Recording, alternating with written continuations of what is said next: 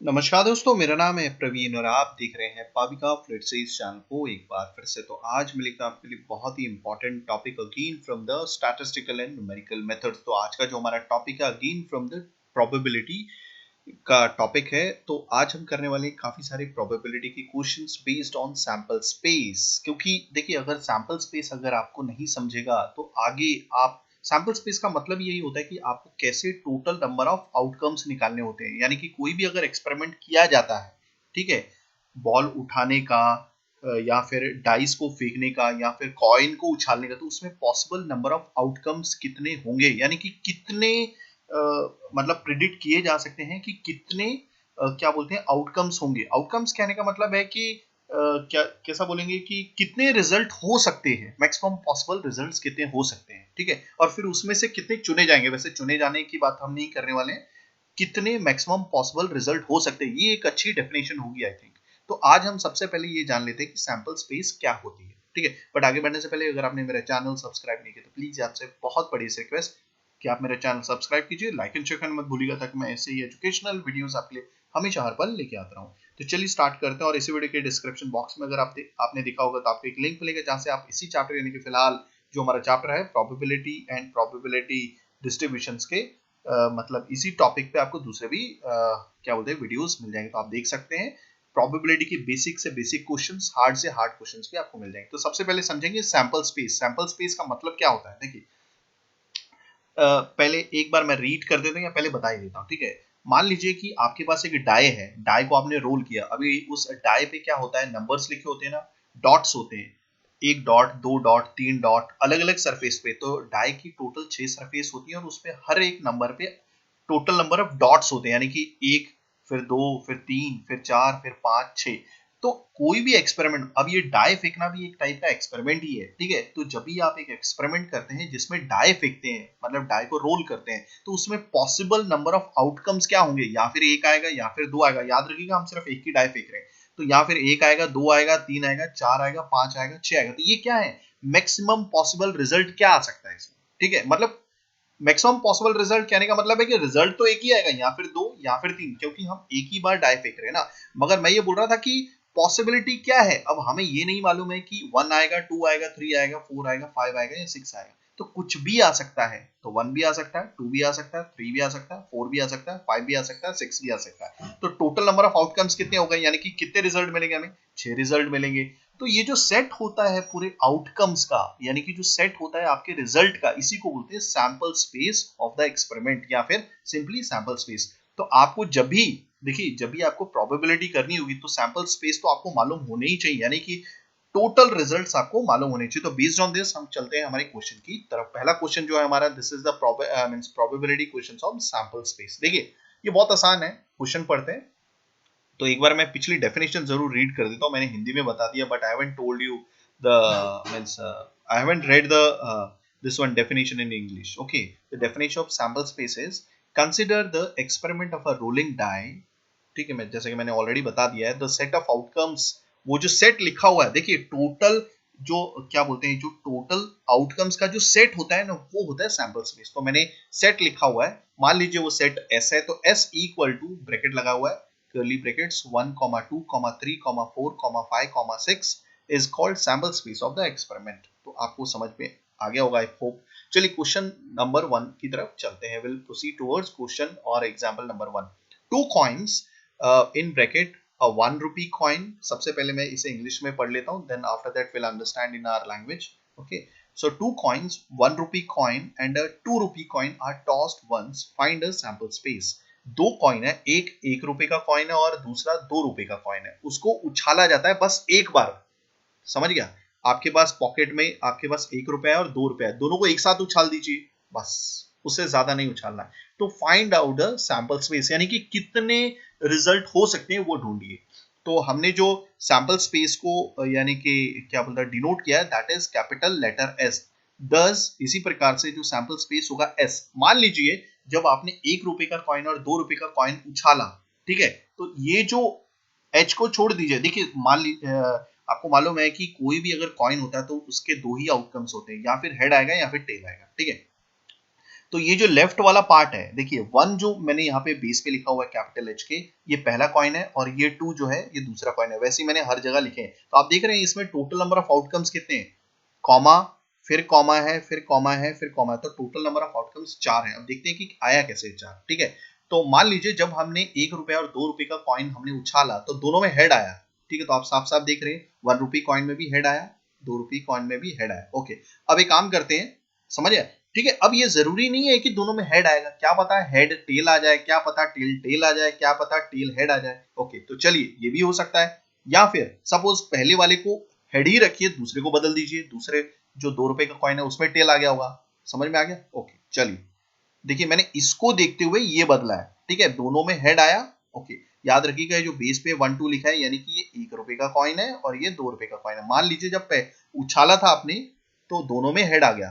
ठीक है, चलो अभी जरूरी नहीं कि दोनों में हेड आए, ठीक है, कुछ और भी आ सकता है। ओके, तो पहले वाले को आप सेम रखिए, देखिए यहाँ पे H1 है तो इधर भी H1 रखिए। ठीक है, दूसरे को चेंज कर दीजिए, क्या पता टेल आया हो दूसरे में।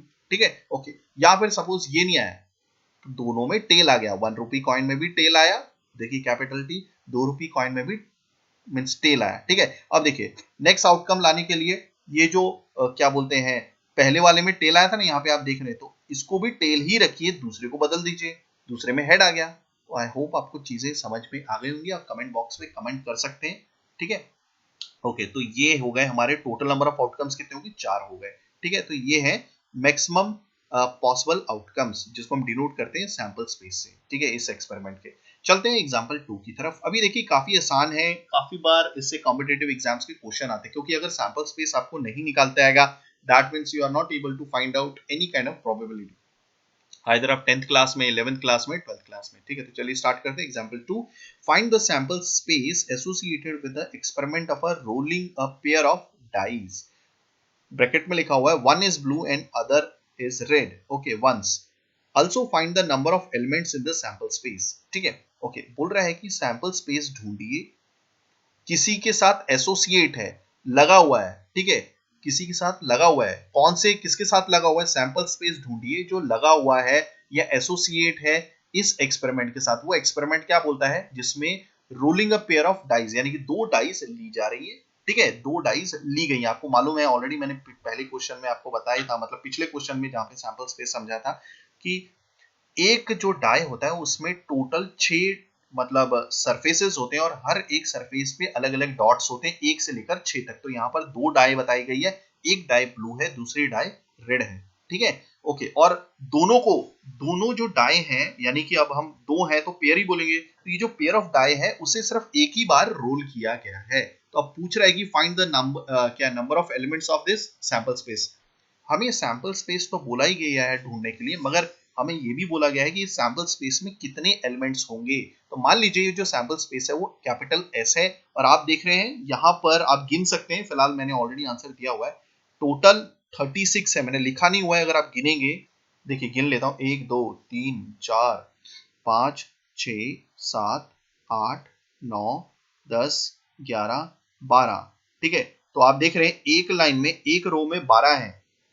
ठीक है, एक रो में 12 है, तो ऐसे कितने आपके वो हैं, रो हैं, ये है 3 रो, तो 12 3 36, तो जो टोटल नंबर ऑफ एलिमेंट्स हो गए सैंपल स्पेस के वो 36 है। अभी देखिए, अब ये जो 1,1 है, ठीक है, मान लीजिए कि हमने 2 डाई ली, उन दोनों को रोल किया। ठीक है, पहली डाई में नंबर 1 आया, कितना आया, दूसरी में भी 1 आया, तो आप एक काम कीजिए, समझ में आ रहा है ये। ओके, तो मैं ये बोल रहा था, मान लीजिए जब आपने डाई को रोल किया पहली बार, सी, ठीक है, अब देखिए नंबर तो कोई भी आ सकता है, 1 से लेकर 6 तक, आपको ऑलरेडी बता दिया है कि कोई भी डाई पे 1 से लेकर 6 तक कोई भी नंबर आ सकता है। ठीक है, दूसरी वाली डाई में भी 1 से 6 तक कोई भी नंबर आ सकता है। तो पॉसिबल जो आउटकम थे वो थे आपके टोटल 36। ओके, अब देखते हैं इसे कैसे सॉल्व किया गया। ठीक है, मान लीजिए जब आपने डाई फेंका तो जो पहली वाली डाई पे 1 आया। ओके, अब दूसरी वाली डाई पे भी 1 आ गया। ठीक है, अब फिर हमने क्या बोलते हैं, देखिए जो रोल किया गया वो एक ही बार किया गया है,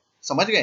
अब आप सोच रहे होंगे कि ये 36 टाइम्स रोल नहीं किया गया, याद रखिएगा, ये तो हमने सोचा कि पहली वाली डाई में भी 1 आया, दूसरी वाली डाई में भी 1 आया, मगर ऐसा जरूरी नहीं है कि 1 1 ही आए, क्या पता पहली वाली डाई पे 1 आया होगा, दूसरे पे 2 आया होगा। ओके, क्या पता ये नहीं आया तो ये आया होगा, पहली वाली डाई पे 1 आया, दूसरी वाली डाई पे 3 आया। तो ऐसे करते हुए हमने पहली वाली डाई का जो पहला नंबर है कांस्टेंट रख दिया और दूसरी वाली, देखिए पहली वाली डाई का 1 नंबर, देखिए जो आगे है वो पहली वाली डाई का नंबर है 1 1 1 1 1 कांस्टेंट रखा है और दूसरी वाली डाई का नंबर को चेंज किया 1 से लेकर 6 तक 1 2 3 4 5 6। क्लियर हो गया? ओके, सपोज इनमें से कोई नहीं आया, सपोज पहली वाली डाई में 2 आया होगा तो फिर दूसरे में 1 आया होगा तो ओके, तो अब हमने दूसरे वाले केस में क्या किया है, पहली वाली डाई का जो 2 नंबर आया था, ठीक है, जिसमें 2 आया था उसको कांस्टेंट रखा है 2,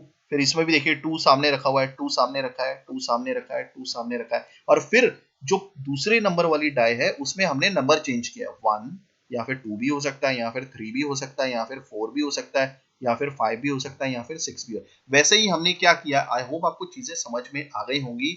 मेरा जस्ट कहने का मतलब ये था कि हमने जो पेयर ऑफ डाई है, यानी कि जो 2 डाई है हमने एक ही साथ फेंकी थी, मगर एक से ज्यादा बार नहीं फेंकी, क्योंकि यहाँ पे बता दिया गया है जो पेयर ऑफ डाइज है उनको जस्ट एक बार फेंका गया है। और जो आप ये 36 आउटकम्स देख रहे हैं, जरूरी नहीं है कि, समझ में आ रहा है, ठीक है, इनमें से कोई भी जो एक नंबर है, सपोज दोनों डाई फेंकोगे तो एक में 4 आया होगा, एक में 1 आया होगा, तो वो बस एक ही बार आया है, ठीक है। अब जरूरी थोड़ी ना कि यही आया होगा, कुछ और भी तो आया होगा। तो आप ये सही सही समझ लीजिए कि ये नंबर ऑफ पॉसिबल आउटकम्स है। याद रखिएगा, ये डाइस को मैंने 36 टाइम्स फेंका नहीं है। तो मैंने क्या किया है, पहले वाली डाई का जो नंबर है उसे सेम रखा है, ठीक है, आप देख रहे हैं। वैसे ही 1 के लिए रिपीट किया था, जैसे कि मैंने आपको बताया पहले वाली डाई का जो नंबर था 1, फिर देखिए दूसरे में भी पहला नंबर 1 ही है, तीसरी बार भी 1 ही है, ये भी 1 है, ये भी 1 है, ये भी 1 है। ओके, बस मैंने दूसरी वाली डाई का 1 से 6 तक नंबर चेंज किया। वैसे ही मैंने 2 को फिर 2 ले लिया,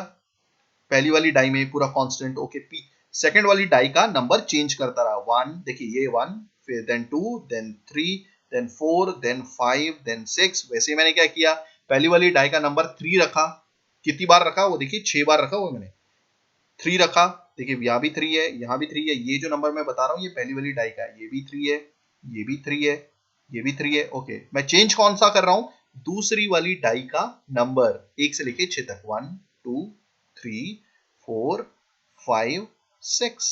हो गया क्लियर? ओके, फिर वही करूंगा मैं। तो आई होप आपको चीजें समझ में आ गई होंगी। वैसे ही मैंने 4 स्टार्टिंग वाली डाई का जो नंबर है वो फिर 4 रखा, फिर दूसरी वाली डाई का नंबर 1 से 6 तक चेंज किया।